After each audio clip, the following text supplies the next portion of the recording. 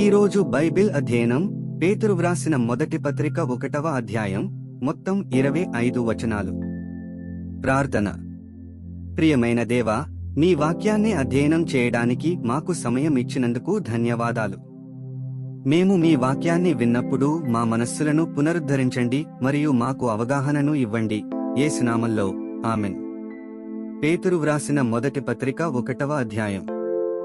యేసుక్రీస్తు అపోస్తలుడైన పేతురు, తండ్రి అయిన దేవుని భవిష్యత్ జ్ఞానమును బట్టి ఆత్మవలని పరిశుద్ధత పొందిన వారై విధేయులగుటకును, యేసుక్రీస్తు రక్తము వలన ప్రోక్షింపబడుటకును ఏర్పరచబడిన వారికి, అనగా పొంతు, గలతీయ, కప్పదొకియ, ఆసియా, బితునియ అను దేశములయందు చెదరిన వారిలో చేరిన యాత్రికులకు శుభమని చెప్పి వ్రాయినది.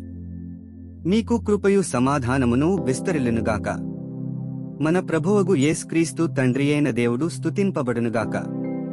మృతులలో నుండి యేసుక్రీస్తు తిరిగి లేచుట వలన జీవముతో కూడిన నిరీక్షణ మనకు కలుగునట్లు, అనగా అక్షయమైనదియు నిర్మలమైనదియు వాడబారనిదియునైన స్వాస్యము మనకు కలుగునట్లు, ఆయన తన విశేషకనికరము చొప్పున మనలను మరల జన్మింపజేసెను. కడవరి కాలమందు బయలుపరచబడుటకు సిద్ధముగానున్న రక్షణ మీకు కలుగునట్లు, విశ్వాసము ద్వారా దేవుని శక్తి చేత కాపాడబడు మీ కొరకు ఆ స్వాస్థ్యము పరలోకమందు భద్రపరచబడియున్నది.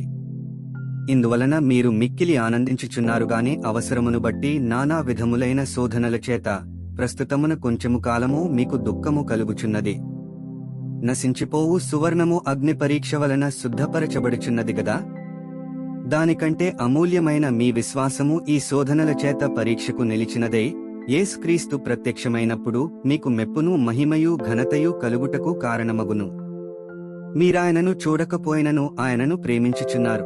ఇప్పుడు ఆయనను కన్నులార చూడకయే విశ్వసించుచు మీ విశ్వాసమునకు ఫలమును, అనగా ఆత్మరక్షణను పొందుచు చెప్పనశక్యమును మహిమాయుక్తమునైన సంతోషము గలవారై ఆనందించుచున్నారు. మీకు కలుగు ఆ కృపను గూర్చి ప్రవచించిన ప్రవక్తలు ఈ రక్షణను గూర్చి పరిశీలించుచు తమేందున్న క్రీస్తు విషయమైన శ్రమలను గూర్చి, వాటి తరువాత కలుగబోవు మహిమలను గూర్చియు ముందుగా సాక్ష్యమిచ్చినప్పుడు, ఆ ఆత్మ ఏ కాలమును ఎట్టి కాలమును సూచించుచువచ్చునో దానిని విచారించి పరిశోధించిరి.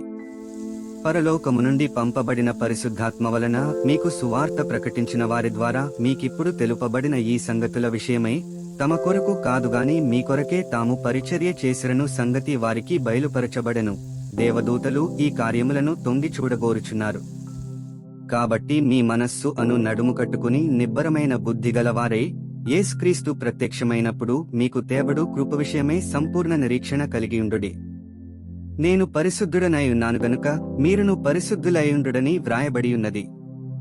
కాగా మీరు విధేయులగు పిల్లలై, మీ పూర్వపు అజ్ఞానదశలో మీకుండిన ఆశలననుసరించి ప్రవర్తింపక, మిమ్మును పిలిచినవాడు పరిశుద్ధుడైయున్న ప్రకారము మీరును సమస్త ప్రవర్తనయందు పరిశుద్ధులైయుండుడి.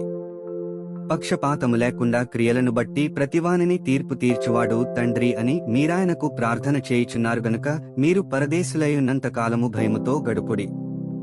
పితృపారంపర్యమైన మీ వ్యర్థ ప్రవర్తనను విడిచిపెట్టినట్లుగా వెండి బంగారముల వంటి క్షేవస్తువుల చేత మీరు విమోచింపబడలేదుగాని, అమూల్యమైన రక్తము చేత, అనగా నిర్దోషమును నిష్కళంకమునగు గొర్రెపిల్ల వంటి క్రీస్తు రక్తము చేత విమోచింపబడితిరని మీరెరుగుదురుగదా. ఆయన జగత్తు పునాది వేయబడకమునుపే నియమింపబడెనుగాని తన్ను మృతులలో నుండి లేపి తనకు మహిమనిచ్చిన దేవుని ఎడల తన ద్వారా విశ్వాసులైన మీ నిమిత్తము కడవరి కాలములయందు ఆయన ప్రత్యక్షపరచబడెను. కాగా మీ విశ్వాసమును నిరీక్షణయు దేవుని యందు ఉంచబడియున్నవి.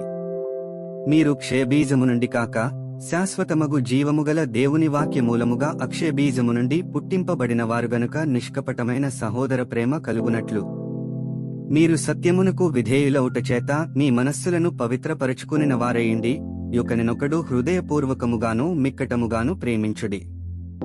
ఏలయనగా సర్వశరీరులు గడ్డిని పోలినవారు, వారి అందమంతయు గడ్డి పువ్వులే ఉన్నది. గడ్డి ఏండును దాని పువ్వును రాలును, అయితే ప్రభువు వాక్యము ఎల్లప్పుడునూ నిలుచును. మీకు ప్రకటింపబడిన సువార్త ఈ వాక్యమే. 25 వచనాలు చదివియున్నాము. ముగింపు ప్రార్థన. సర్వశక్తిమంతుడైన దేవా, నీవే మార్గము, సత్యము మరియు జీవము. చదివిన వాక్యాన్ని మీ కృప ద్వారా మా హృదయాలలో ఉంచుకొని మా జీవితంలో అన్వయించుకోవడానికి మాకు సహాయం చేయండి. ఆమెన్.